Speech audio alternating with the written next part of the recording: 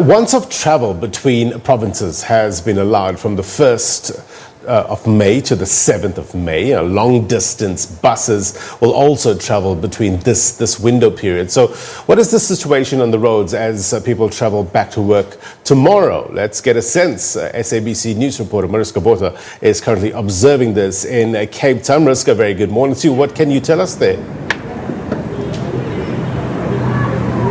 Good morning to you. Yes, at the moment we're in Philippi, and this is one of the largest long-haul bus terminus and also long-distance bus terminuses on the Cape Flats, and this is where people congregate when they're traveling to provinces such as the Eastern Cape and further afield.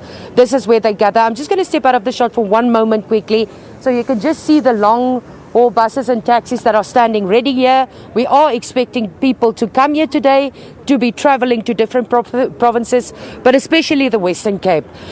We have the MEC of Transport in the Western Cape here with us, Bongi Nkosi Madikizela, to tell us a little bit more about what they've been observing. They've been very busy the past few days, going around, looking around, seeing if everything is in order.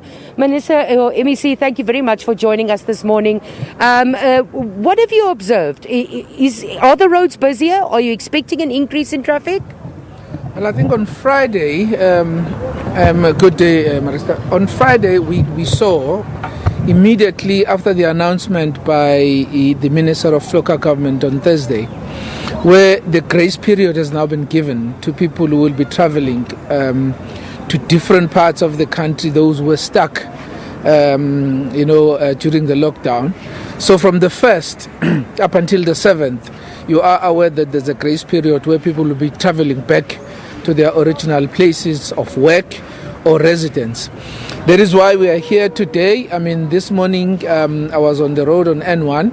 What we've noticed is that there are more people who are coming this side today.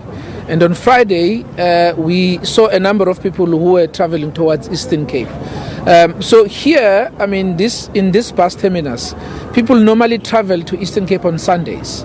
As you said, I mean, there are a number of people now, the number of minibus taxis that are loading, they will be making their way to Eastern Cape. So one of the things that I've observed as I was walking around is that really there are still some people out there who are taking some of the instructions as per the regulations for granted.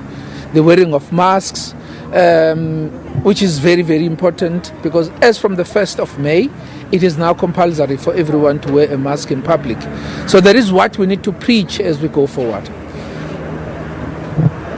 And Minister, have you also seen, do people understand what this free reign, if I can call it that, from the 1st to the 7th, do they need permits to travel because there is some confusion, or are people free to travel between the provinces? What exactly does this 7-day period mean? Well, I was talking to the minister yesterday. As things stand, if you look at the regulations that were issued around this, no permit is needed for people to travel from where they were back to their places of work. But I think the traffic officers, and maybe it's something that we need to include in the regulations, because we want to avoid a situation where it becomes a free-for-all.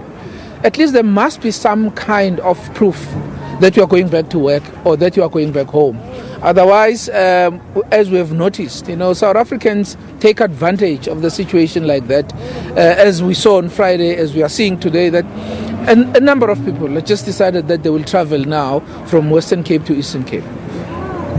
And are you expecting an increase of traffic tomorrow? Because we are seeing tens of thousands of people returning to work. And I must say, we as the SABC, we've been traveling all around since lockdown started. And there has been a steady increase of cars on the road. We were concerned ourselves that not everybody necessarily have those permits to be traveling. Are you expecting that people will be taking chances as of tomorrow? Well, of course, I mean, you'd be aware, Mariska, that as from the 1st of May, which was a public holiday, the regulations were amended. We moved from level 5 to level 4 with amended regulations. We expected 1.5 million people in the country to go back to work. And of course, as from tomorrow, we will start to see a number of those people going back to work. And of course, you'll always have those people who are taking chances without permits. And we want to urge South Africans to take this very, very seriously. Those people who are expected to go back to work, they must have the necessary permit. Because we're phasing in some economic activities now. There are industries that will be opening tomorrow. So we expect more and more people to be on the road. But of course, we've also amended the regulations. You'll remember that before, public transport was operating from 5 in the morning to 9 a.m. and then from 4 in the afternoon to 8 p.m. Public transport will now be operating throughout the day, from 5 a.m. to 8 p.m. But I must also say, Mariska, that we need to deal with the curfew period, which is a big issue. If you look at this terminus, people live here normally in the afternoon, and they go to Eastern Cape and they get there in the early hours of the morning. So if you don't then amend the regulations for these 7 days, so that people do not have interruptions on their way, because I've received a number of calls from Friday because of this curfew period. People travel from here, and then when they get to Beaufort West or other parts of Eastern Cape, they are stopped. They need to sleep over there because of this curfew period. So it's something that we need to look at, because we must make sure that those who are traveling, they are able to travel from point A to point B without any, hindrances. Will you be taking this up with the Minister of Transport? Well, absolutely. In fact, 2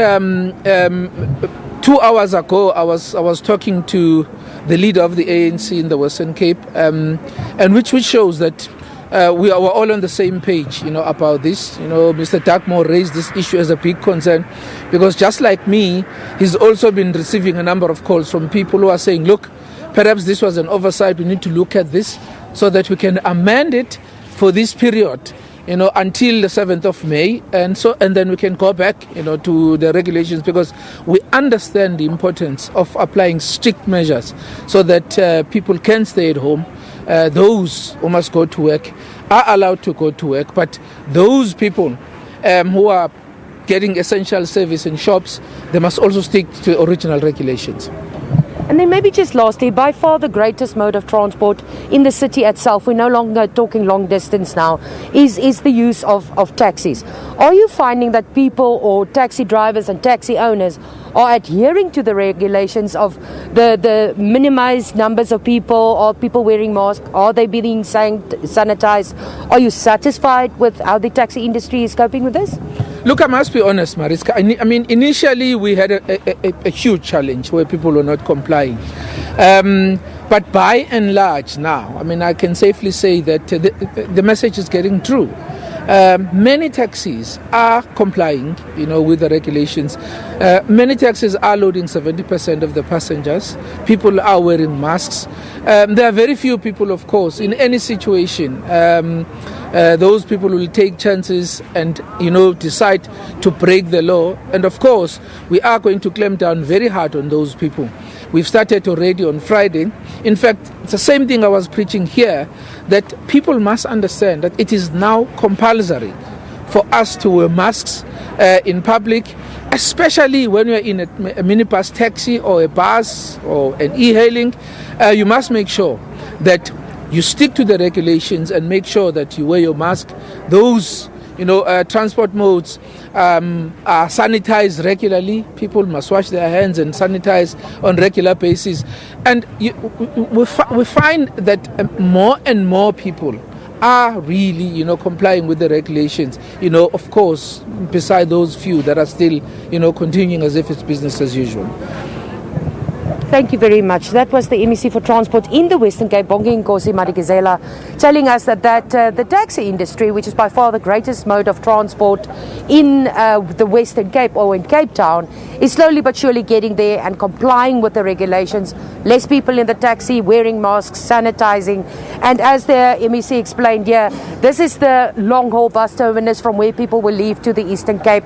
And one of the great issues and challenges, he's saying, is that curfew, that people can only travel until 8 o'clock at night, and that maybe should be looked at and amended for this period, that people are allowed to travel between provinces to get back to their places of work.